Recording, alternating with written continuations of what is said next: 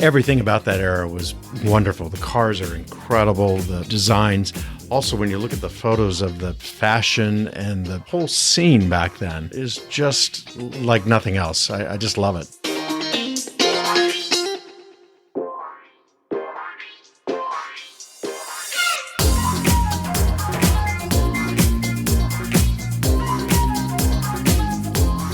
Hi, everybody. Welcome to Horsepower Heritage. I'm Maurice Merrick, and greetings to all of you listening from places like Wellfleet, Massachusetts, Fort Wayne, Indiana, Albuquerque, New Mexico, Montevideo, Uruguay, Warsaw, Poland, and Glasgow, Scotland. Thanks for joining me for another episode, and as we move into the fall, I can't help but feel a little bit anxious, and maybe you felt this way too. I've got projects in the garage that I want to get done, and it's always easier to work on them in the daylight. But the days are getting shorter and shorter, and it feels like the whole process is dragging on at the same time. So there's a little bit of anxiety around the whole thing, and I would much rather be driving than turning wrenches. The Ford Model A I bought a couple of months ago is getting some serious attention right now. And I won't go into it here, but by Thanksgiving, she should be ready for just about anything. I'm going to be driving the wheels off of it by then, hopefully. And if you're interested in that project, by the way, you can follow along with my progress on the Horsepower Heritage YouTube channel. I'm documenting the recommissioning of the car over there, and it's coming along pretty nicely, and it's a super original car. So the plan is to preserve it and use it as much as I can. My son and I are doing that project together, which is really special. And it's exciting to think about when it'll be done, which shouldn't be too long now. All right, well, I'm rambling here, but you know how it goes. We've all got something in the garage that needs a little bit of attention, right? So anyway, I digress. Today, David Gooding returns to the show to talk about the year's auction scene. David is the founder of Gooding & Company, one of the world's premier classic and special interest automotive auctioneers.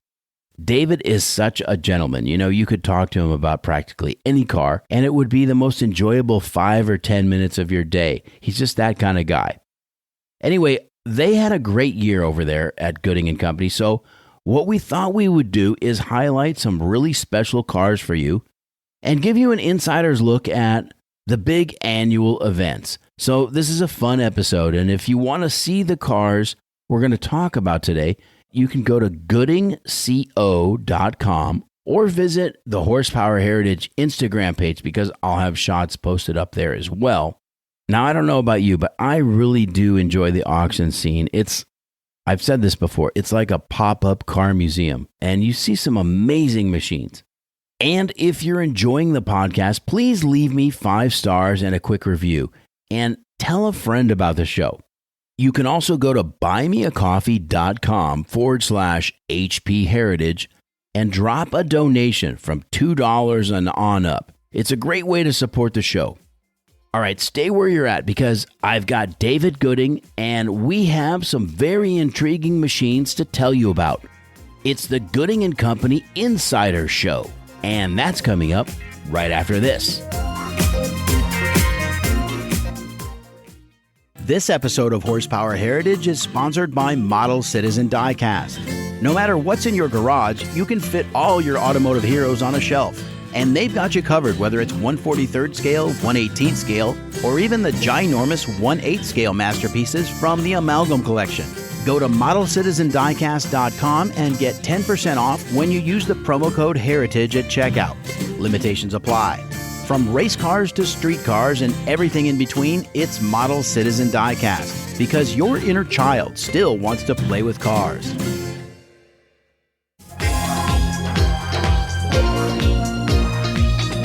Well, David, thanks for having me back in. Oh, my pleasure. It's good to see you again. Thank you. It's always a treat to be with you, and you know, we got a chance to spend some time together during Monterey Car Week, which was fun as well. That's right. And after the week, yeah, on the tour, the Mercedes tour, incredible. Yeah, wonderful. What did you think of the rest of the tour? We had to leave early. How was the balance of it? Well, the cars, of course, were impressive. Yeah. It was fun to get lost. Uh-huh. The tour book directions were a little bit non-specific in areas. Okay. And people just broke up into groups. And found their own way to the lunch destination. That was fun. Yep. We got to do some hill climbing with a couple of cars. Nice. And of course, I was driving the photography chase car. Yeah. So although I didn't actually get to ride in one of the W06 cars, it was still a lot of fun. Yeah. So next time, hopefully, I'll be in one. Good. Yeah. Good. Yeah. And also the temperature swings during the day were interesting, of course, because you get those cool, foggy mornings. Yep. And then you're just blasted with the sun in the afternoon. Yes. So yeah. It reminds you that the early automobilists had to prepare for any sort of inclement weather and any sort of situation. Yeah. It requires more sort of planning and flexibility, which can be part of the fun and reward of it. You know. Absolutely.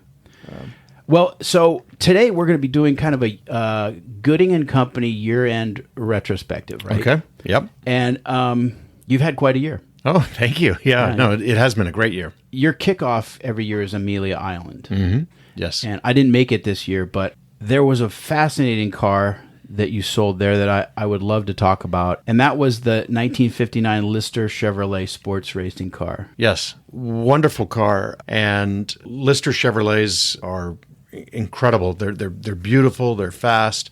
They were sort of developed. Lister kind of came out of the British era of the D-types and was modifying and sort of improving upon D-type Jags, and then substituted both Chevy and Jag engines in them. This was a Lister Chevrolet, and they're incredibly potent vintage race car, beautiful, fast, and it's just a wonderful car.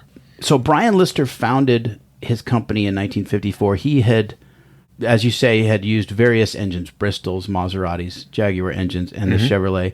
And the interesting thing about this is that also that Frank Costin was instrumental in the chassis and body design for this car. He was an aerodynamicist at de Havilland Aircraft. Yes.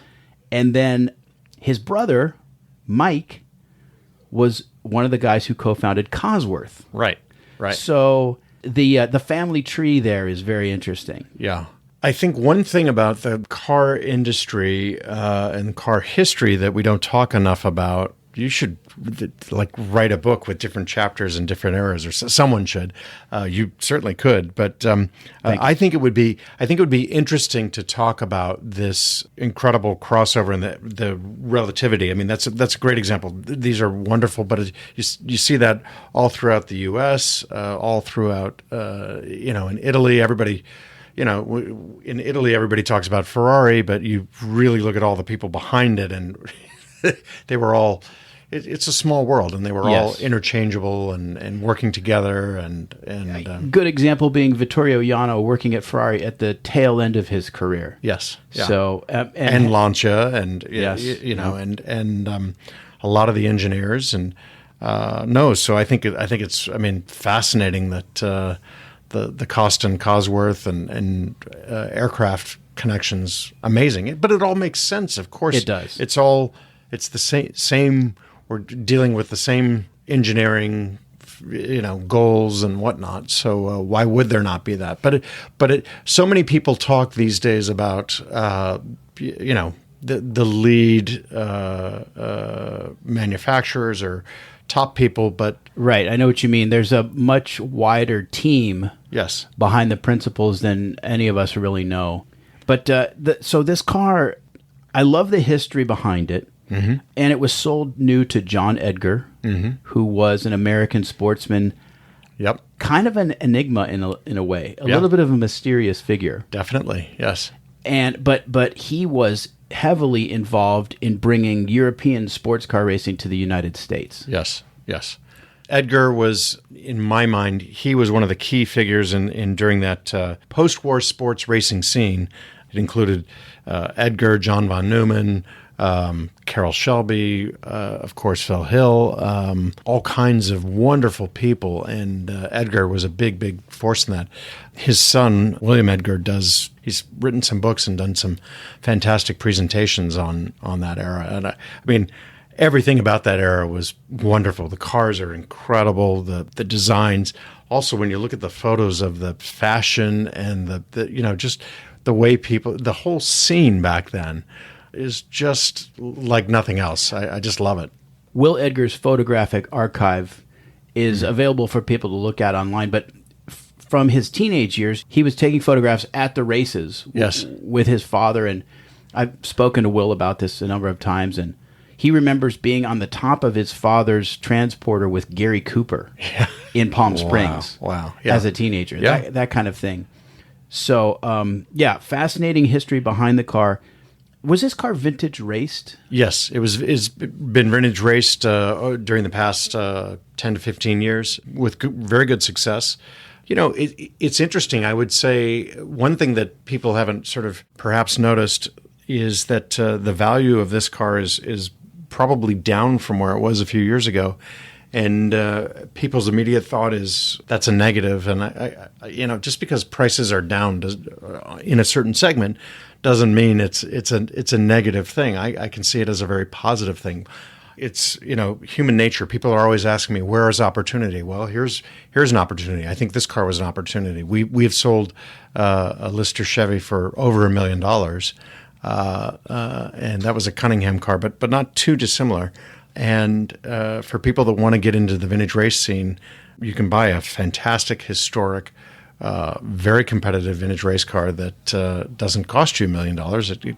We sold it for just over $400,000. So there's great opportunity. I think that's an interesting fact. Yeah, fascinating car. David, one of my weak spots in terms of my knowledge base is valuations, and I don't track the market so much. Maybe on a particular model of car here and there, but so that's all sort of Greek to me. Yeah. But it doesn't say anything about the inherent value of the machine. No, well, look, people often ask me for opportunity, and there are many opportunities out there, and I think a lot of times people want they want something to be very valuable, but they want to buy it cheaply. Right.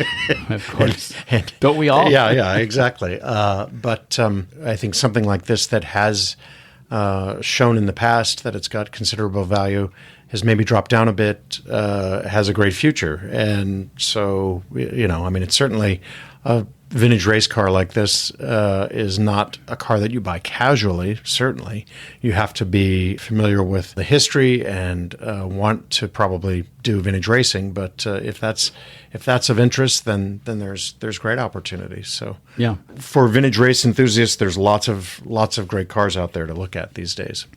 I should say that this is an open two-seat sports car. Yep. It is a pure race car. Yep. 327 cubic inch Chevrolet V8. And Lister shut down that year, the year this car was built in 59. That was their last year of production. Yep. And this was only one of 17 built. So it's a rare car. It's a super rare car. Yeah.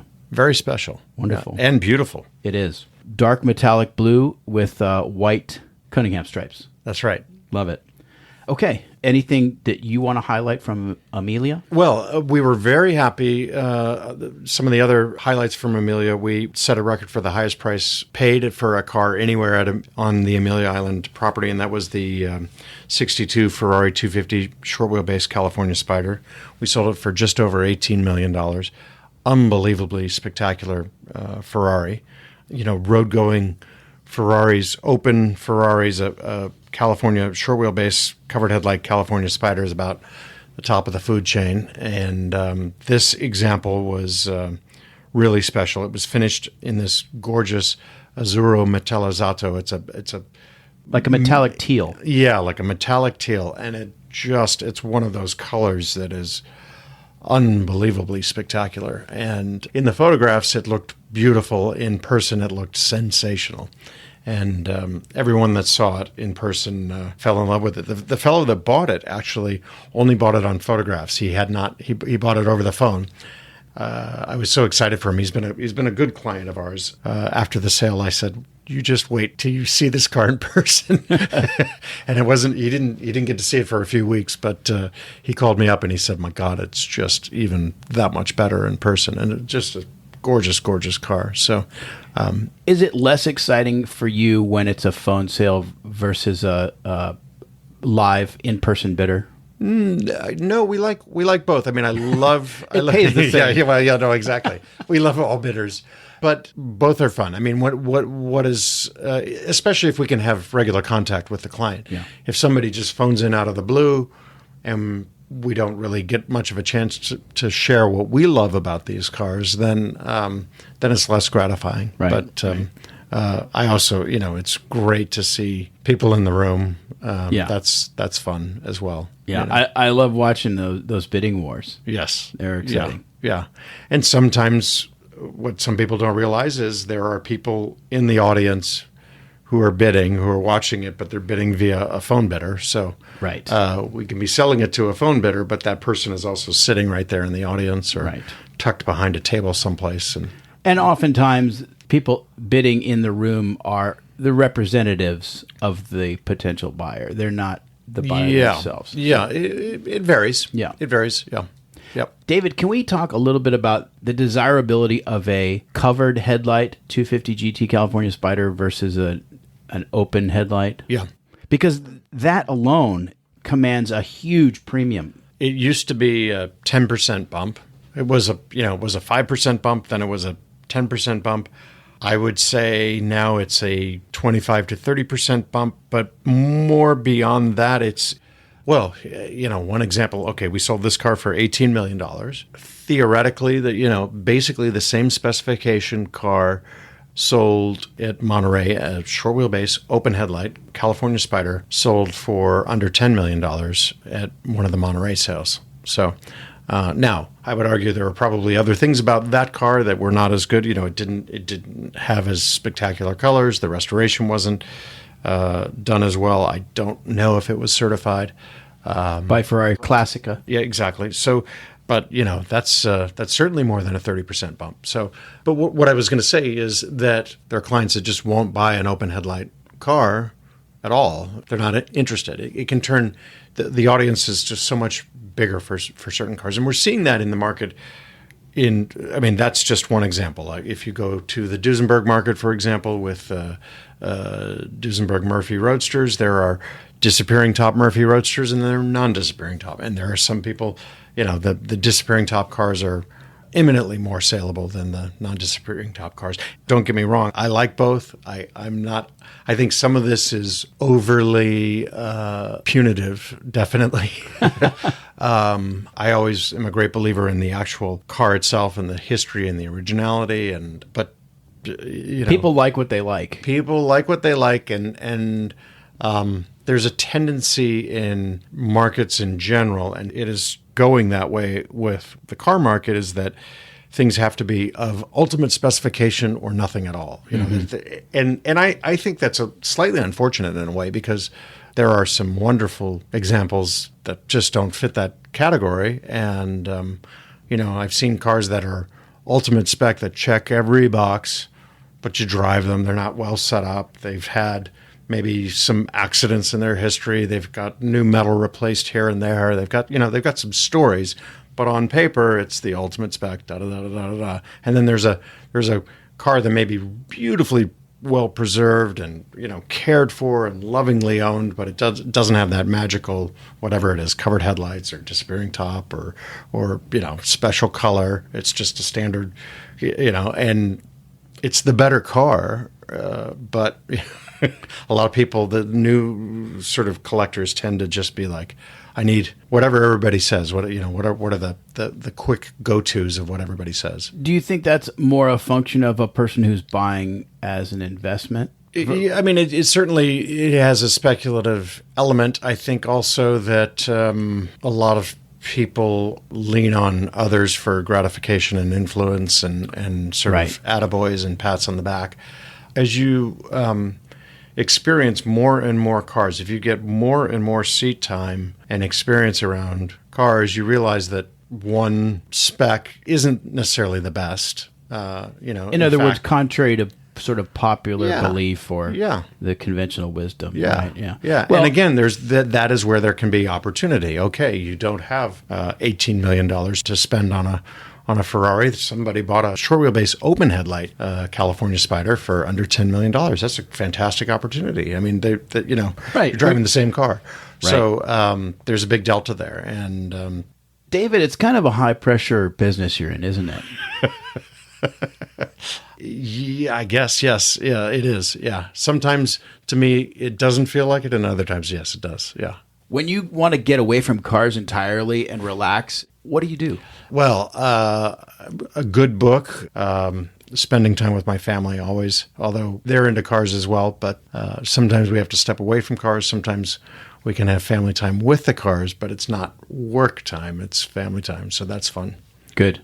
Okay, that's Amelia. The next auction on your schedule this year was the Estate of Mark Smith auction, which Yes. we discussed in great detail a few months ago, but there were some highlights there. Yeah, the sale took place in Virginia, where Mark was from, and it was a fantastic collection, estate sale, all no reserve, many pre-war cars, lots of American cars, and then some brass era cars. And Mark he had a passion for originality and unrestored cars.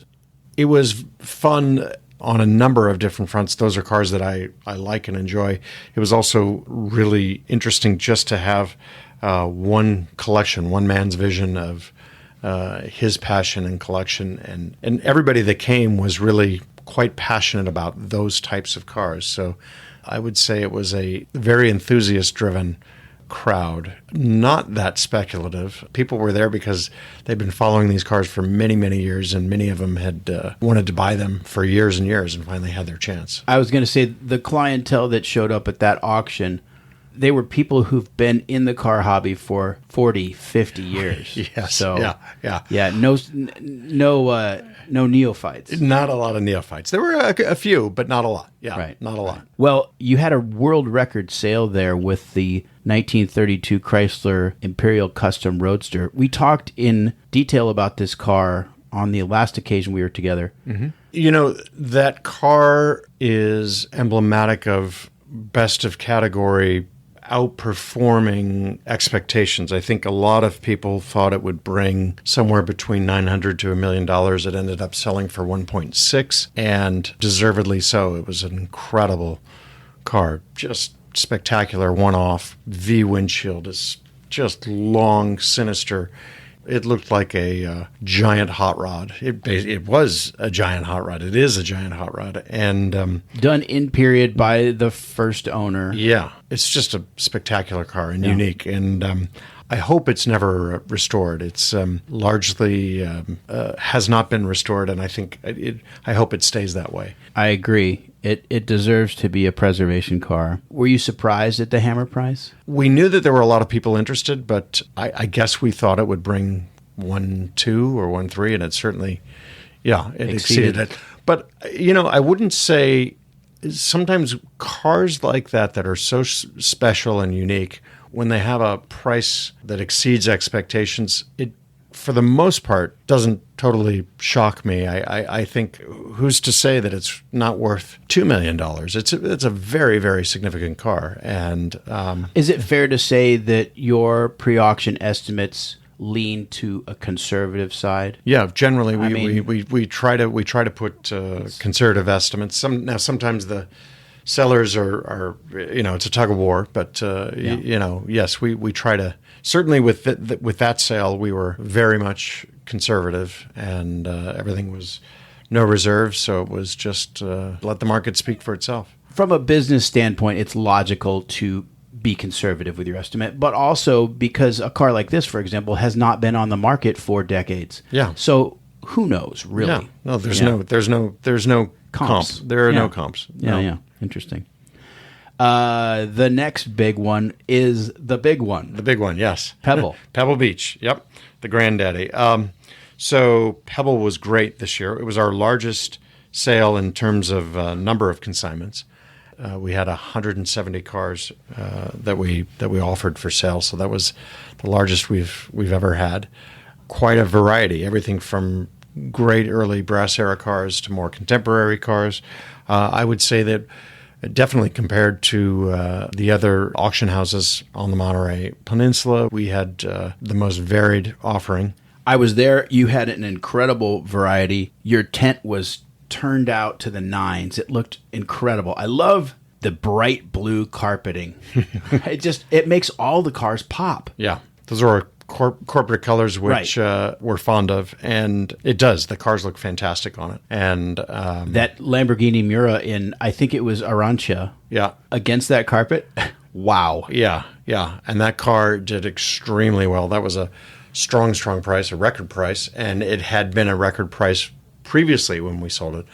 Beautiful car. What did it hammer at? I don't recall off the top of my head. It was 2.5, I think. Okay. Yeah. All right.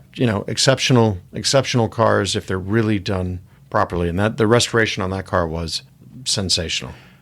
Do you recall if that car was restored in Europe or? It was restored in Italy. Yeah, and right. Everything about it was as close to perfect. I spent a lot of time riding and driving that car for about 45 minutes. It was flawless. Just beautiful. Terrific. Beautiful. And it looked fantastic. And I think the Italian shops, particularly on Italian cars of the 50s, 60s, and 70s, they're very, very good at the finishes just look correct. And I think some other shops may not mimic. They just don't get the paint and the interior finishes to look.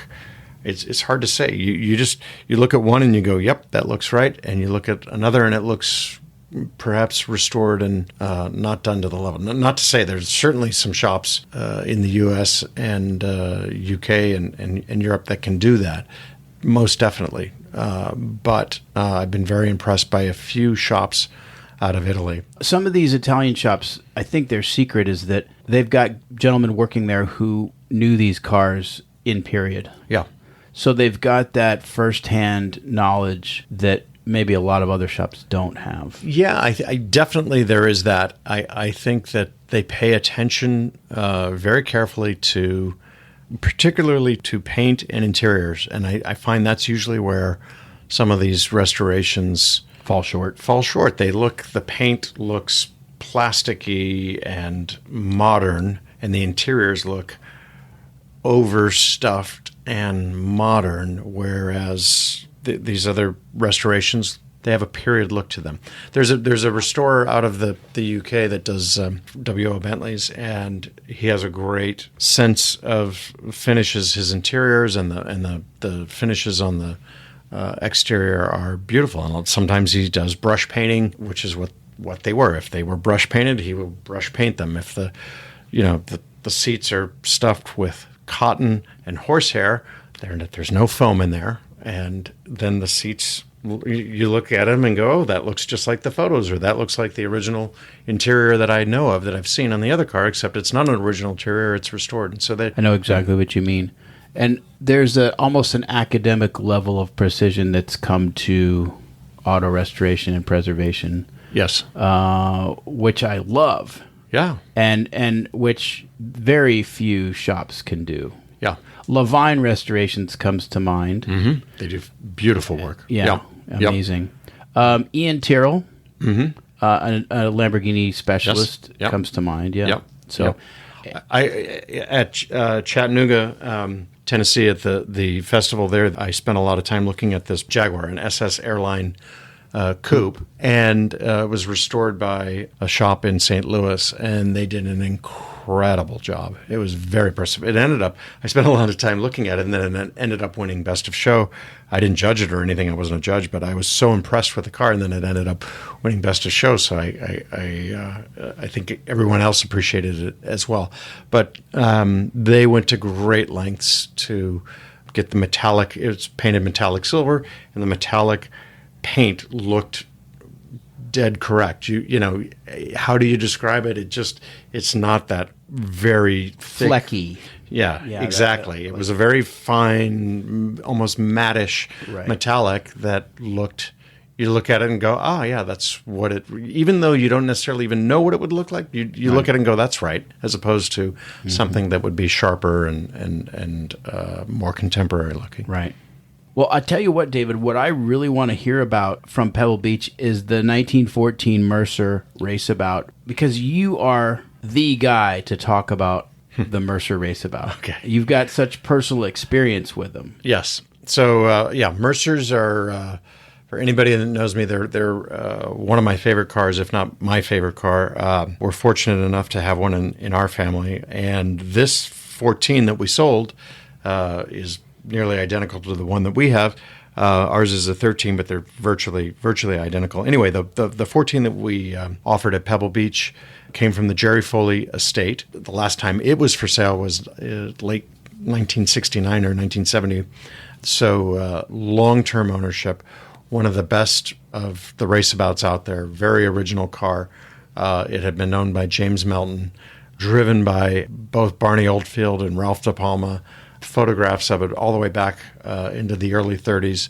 A great car, documented from the 30s, 40s, 50s, which many racebouts, Mercer racebouts, are one of the iconic cars, particularly a brass era, kind of the pinnacle of the brass era. But they're so desirable that many replicas have been built, or cars have been converted into racebouts. So then it becomes a question of how original are the cars that we're looking at, and this car stacks up as extremely original. So it did very well, and it was well received. For the era, the two premier American sports cars were the Mercer Raceabout and the Stutz Bearcat, right? Yes. And so those two have a special place.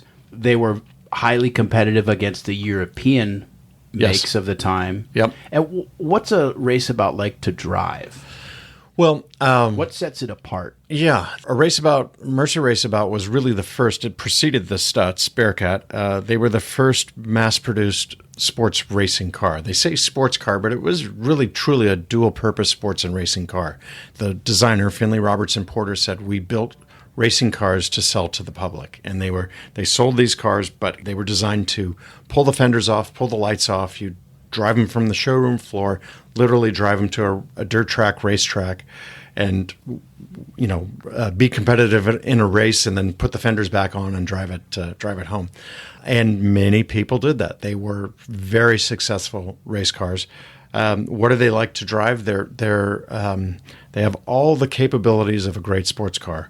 They handle beautifully. They've got very light steering, very predictable, neutral handling. So you can go into a turn, and I take many car people on rides, and they marvel at how well they handle. They handle just like a great sports car from a much later era. You can drift them very predictably.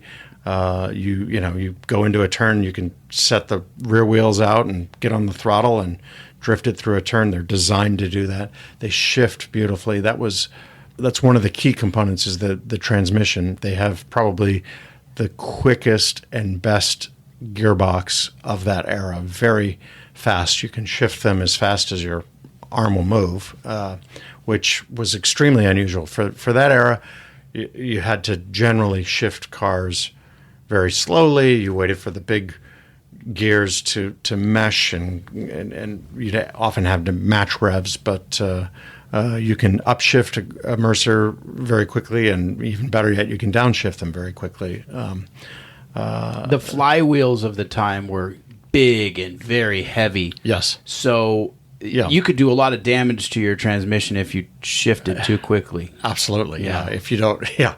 And, Mercers have 300 cubic inch or 5-liter engines, which sound, of course, big by today's time period, but most of the cars with that kind of performance had 500 and 600 cubic inch engines. And so everything about a Mercer is much smaller comparatively to cars of the era, and they're much lower. You park a raceabout next to any car of the era, even next to a Stutz Bearcat. It is a much lower, smaller, more compact car, and that enabled them to handle so well and perform so well. So the cars are low to begin with relatively, and then they set the engine and transmission into a subframe that puts everything even lower, so they handle really, really well. And again, that surprises people. I've been out with cars from the 30s, even the 50s, and people are surprised at, they'll follow you and they surprised at how quickly you can go through turns and everything, and great fun. Some interesting engineering choices they made that set it apart. Yeah, very, very advanced, well thought out, basic principles, power to weight, limiting the weight, getting the weight, whatever weight you have, down low, maximizing revs, all these things that in 1910 and 11, when this car was designed, were very ahead of their time. That's not what people were thinking about. Most designers were like, how big an engine can we make? And Porter was thinking of these things. And once he did that, people really perked up and paid attention because it had a great influence. Yeah, fascinating stuff. The Mercer, by the way, sold for $4.79, which was a world record for a raceabout by a considerable margin. The top-selling lot was the 1962 Ferrari 250 GT short wheelbase Berlinetta. Original unrestored car. Yeah, spectacularly original. Now, a short wheelbase Berlinetta is one of the all-time great sports cars of the 60s. Some people say one of the, probably the greatest all-around Ferrari. And this was one of the most original ones we've ever seen. A lot of original paint, original interior, finished in silver, original tan interior. The engine compartment had never been restored. It had been mechanically gone through, but all of the finishes were extremely untouched. And it just, with Ferraris, they've been, sought after and desirable for so many years. It's rare to see one that hasn't been fluffed up and restored, and it's just extremely rare. And so we were really happy to have this car.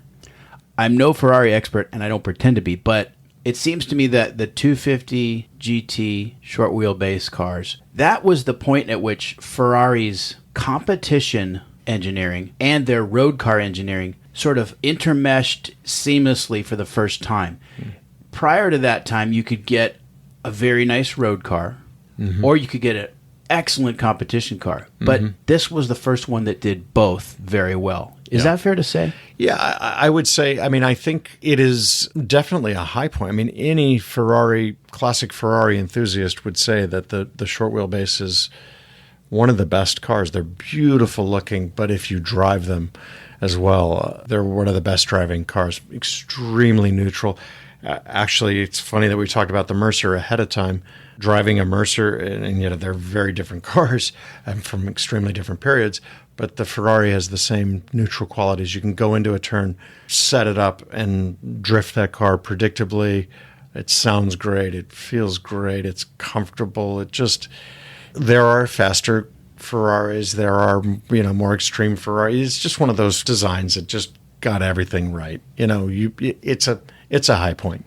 It's a definite high point. Yeah, and they're incredible to look at. Yes. It's just a very athletic-looking, sexy car. Oh, yeah. Yeah. Yep, absolutely. Do you ever feel a little bit of a letdown after Pebble Beach and Monterey Car Week? Every year, yes.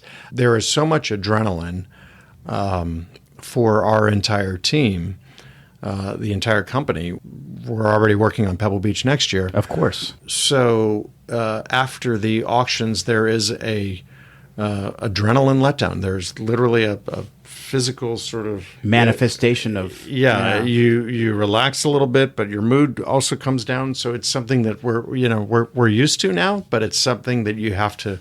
There's so much buildup to it that you need to sort of come down, reflect on it all, like we're doing right now, and then get revved up for the next event. Right, and you barely were able to catch your breath before the next event, which was the London auction the first week of September. Yes, so Hampton Court Palace.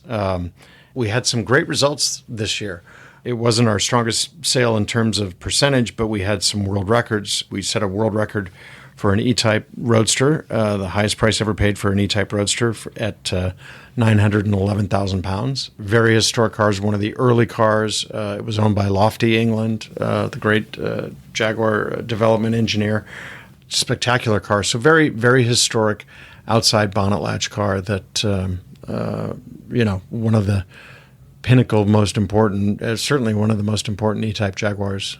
David, that car was a beautiful blue, right? Yes, like an opalescent metallic blue with a red interior. And wow, what a great spec. Yeah, gorgeous color combination. And again, you see that car in photos. It is beautiful, but again, in person, it took on a particularly the colors in the restoration took on a life of its own. There are some great period photographs of Graham Hill in the car. Wow, that's cool. Yeah. It was, they were unveiling the E-Type and pre-promoting the E-Type, and so they brought one to Goodwood, and I think he did some parade laps in it, or after he won, he was taken to the victory circle in the E-Type, and you can really see the color there. Really a great color combination. Ah, that's wonderful. I would love to see those photos. Yeah. A few words about Lofty England. Mm-hmm. A legend in Jaguar history. He's the guy that was responsible essentially for winning Le Mans 5 times in the 1950s for Jaguar. Yeah. And he had begun his career, I think, at Daimler. Okay. But then he worked for Tim Birkin, one of the Bentley boys. Okay. I did not know that. Tim Burke. But see, again, that makes sense and goes back to our earlier conversation. Exactly. Of course. These people don't come from nowhere. That's right. They don't just become team manager for Jaguar in a vacuum. They have background, of course, but I didn't know that he worked for Birkin. Was he a team manager for Birkin as well? I think he was wrenching for Birkin, and Tim Birkin won Le Mans in 29 and 31. And then Lofty England flew Avro Lancaster bombers during the war. I think he was a training pilot. Mm-hmm. But I learned that he had spent some time in Texas during the war, which makes me wonder if he had ever run into Carroll Shelby, because Carroll Shelby was in a training squadron in Texas flying B-25s. Right, yeah. So I have to do further research on that. Somebody out there listening will know. Yeah, I bet. And at some point, even if they didn't know each other back then, at Le Mans or some of these places, they would have connected up and probably had Traded a laugh stories. or two about that. And then the guy who brought Lofty England to Jaguar was none other than Wally Hassan, who was with WO and had his fingerprints were on racing cars up into the 1990s. Wow. Yeah, no, I know that the Bentley Hassan Special was quite a competitive car that's in vintage racing. And I've seen that in a barn over in the UK. It'd be fun to bring that car out to market. So, wow. Yeah. Again, this family tree is so remarkable. So to have had Lofty England's E-Type in your care, the first E-Type sold, amazing. Yeah, we feel so fortunate to have these connections. I mean, how do you put a price on that sort of history? The best way is through auction, because none of us know. I don't, but the person that bought that car puts a great value on that history, and that's fun to see. To the naked eye, it would look like most any other E-Type. But when you add that layer on top of it, it puts it into a different level. And that's how you get to these world record prices. But they're justified. I mean, some people would say, oh, that's crazy. And I don't see it as crazy at all. I think it makes a lot of sense. What other cars stand out for you from the Hampton Court auction? So we had, there were 2 others that really stood out. There was a spectacular 300 SL Roadster, 1962, iron block, disc brake, that was exceptionally original. It brought 1.8 million pounds, which is near a record. Not quite a record, but near a record, which is an extremely strong price for a disc brake iron block car. But it deserved it. Mostly original paint, original interior, hardtop, luggage, great colors, great ownership history, low mileage. And really what drove the price on this car, again, there are many 300 SL Roadsters out there, well over 1,000 built, but very few are a nice specification like that, and so original and exceptional, and in great colors and a beautiful cream exterior. Cream with a red leather interior and a black hardtop. It just was a gorgeous combination. And once a few people were looking at the car, but once they saw how original it was, it well exceeded everybody's expectations. David, having driven both, how do you compare the Gullwing 300 SL to the Roadster? I loved both. The Gullwing is the cornerstone. It's the earlier car. It has the earlier rear suspension, which in a turn can get the swing axle suspension can do some funny things under in Hard cornering. Hard cornering, it can lift up and kind of going hard. You could be in danger of losing control. But the Roadsters, they corrected that and it got a lot better. The handling a lot better. I love both. There's nothing like that Gullwing cockpit. If you lived in the Black Forest or in Switzerland or even England, the Gullwing might be your choice. Yeah. Because of the weather. Yes. Right? Yeah. But Santa Monica, it's got to be the Roadster. Yeah, the Roadster's great. Yeah. California, the Roadster's great. Although when you look at an early Gullwing, that came out in 1954, that's an amazing car. To think of that car built, designed, and produced in 1954, and you look around at the other cars that the highest manufacturers were the pinnacle manufacturers were making in 1954, the quality, the sophistication, the finishes on a Gullwing are unbelievable. Yeah, absolute sensation. Yeah. That car. Yeah. Just a glimpse at the future. Yeah. Oh, most definitely. I mean, they even in the 1960s, they still feel, like very sophisticated cars, and they were. But they were essentially produced in 1954. That's incredible. Getting that engine leaned over. Yep. To get that hood line lower, and of course the fuel injection, and I've had the chance to ride in some Gullwings, and that engine and fuel injection system under hard throttle makes the most incredible sound. Yeah. It's not necessarily an exhaust sound; it's the induction and the injection. Oh my goodness! Yeah. Yeah, it's a roar. It is a snarling roar. Yeah, and. Germanic, very Germanic and fantastic. Yeah. Jawohl. Yes, absolutely. So, switching gears, going from Germany to Italy, the star of the UK sale was a 53 Ferrari 166 Spider. And this is a gorgeous car. It's a Vignale bodied. A lot of the 166s, the early cars were touring bodied cars. This is a Vignale bodied car, very curvaceous and round. And Vignale were known for their fabulous details, particularly in the interiors, and great exhaust port openings and brake cooling openings and everything. So it was designed by Giovanni Michelotti, who worked for Vignale at the time, and it was owned by Porfirio Rubirosa, who was quite the famous playboy. He was a racing driver, quite an accomplished polo sportsman, and famously married to many ladies of the time, like Barbara Hutton and. Which one of the Gabor sisters? Was it Ava, or was it Zsa? Zsa. I think it was Ava. I think so. Yeah. So he oftentimes almost always had a beautiful woman and a wealthy woman on his arm when he wasn't racing cars or playing polo. And anyway, so this car was his for a number of years. And then it went into an estate for a long-term ownership, and then we sold it for £2.5 million. The car was owned and really loved for many years in the UK, and it was fun to see a very prominent UK, long-term UK collector buy the car who'd wanted it for many years. So he waited patiently, I think, 30 years to buy that car, and finally got it. So, don't tell me it's JK. No. Okay, all right. It's not. I know you're not going to tell me either way. Yeah, but it's not. No. The Vignale bodied cars are very avant-garde compared to other Ferraris. Well, compared to just about anything at the time. Yes. Maybe with the possible exception of Ghia, that they kind of got outlandish too. Yeah.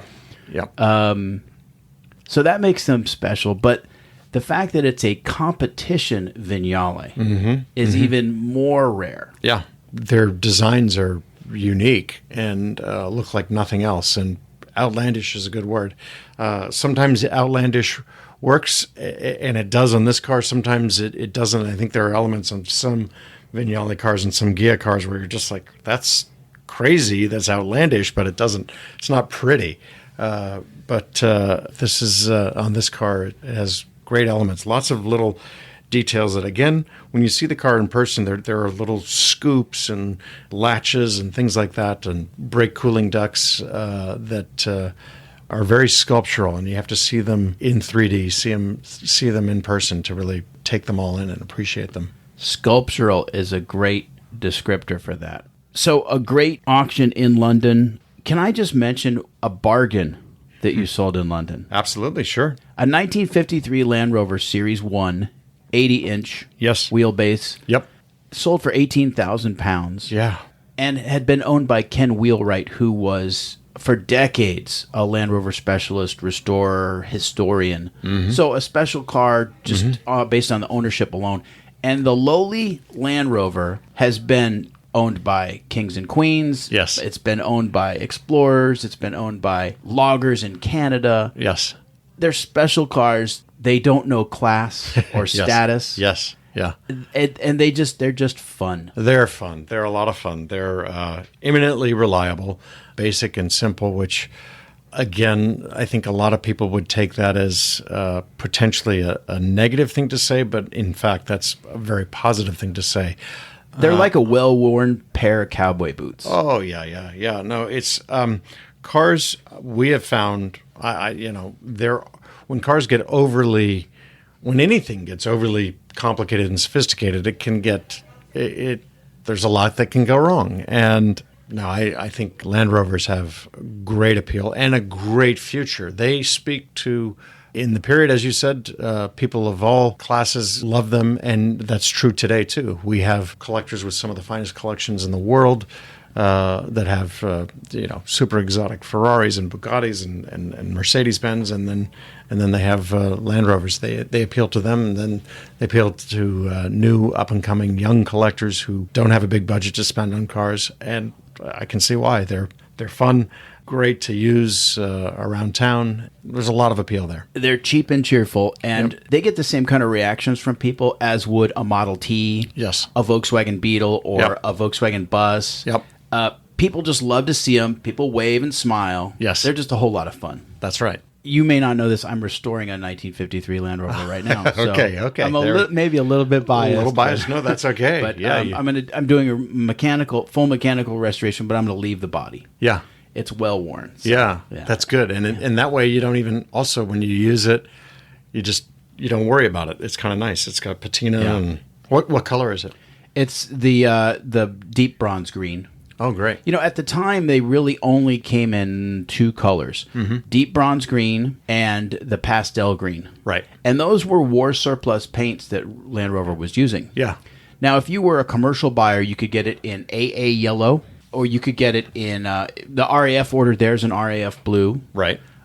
So there, fire service obviously ordered in red, poppy red. Yeah. So the color selections were limited in the early years, but right. Yeah, interesting. You said it's a short wheelbase? Yep. Oh, nice. Yeah. So the 80-inch was 48 to 53, and then the model line grew from there. They realized, you know what? This isn't really so much a stopgap like we had planned. Yeah. They're selling so well, we're going to keep building them and improve them. Yeah. David, speaking of Land Rovers, one of your specialists is going to be doing a panel discussion at a Land Rover event in Texas upcoming, right? That's right, yeah. Hans Whirl, our Northwest specialist who is very familiar with Land Rovers, is giving a presentation in Somerville, Texas in November. We're doing that in conjunction with Jaguar Land Rover.